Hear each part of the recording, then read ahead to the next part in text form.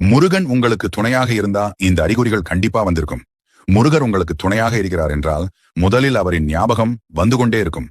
எதற்கெடுத்தாலும் முருகா முருகா என்றும் ஓம் சரவணபவ என்றும் கூறுவீர்கள். அவர் மீது அன்பு அதிகரித்துக் கொண்டே போகும். அடுத்தாக வேல் சேவல் மயில் இதெல்லாம் பார்க்கும்போது உடனே முருகர் ஞாபகம் வந்துவிடும். அது மட்டும் இல்லாமல் வேல் சேவல் மயிலை அதிகமாக பார்த்து கொண்டே இருப்பீங்க.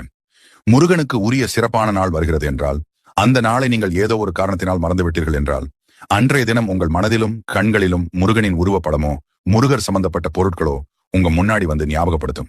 இது மாதிரி உங்களுக்கு நடந்திருக்கப்ப போய் காலண்டர் பாத்தீங்கன்னா அன்னைக்கு முருகருக்கு உகந்த நாளாக தான் இருக்கும். விசாக நட்சத்திரம், கிருத்திகை, செவ்வாய்க்கிழமை, சஷ்டி இது மாதிரி ஏதோ ஒரு நாளாக இருக்கும். நீங்க ஒரு கஷ்டத்துல இருக்கும்போது உங்களுக்கு உதவி செய்ய ஒருத்தவங்க வருவாங்க. அவங்க பேர் கண்டிப்பா முருகன் பேர்கள் உள்ள ஒருத்தவங்களாகத்தான் இருப்பாங்க. அடுத்து மனசுக்குள்ள ஏதாவது ஒண்ணு போட்டு குழப்பிட்டு இப்ப நம்ம எடுத்திருக்கக்கூடிய இந்த முடிவு சரியா தப்பான்னு குழம்பி தவிக்கும்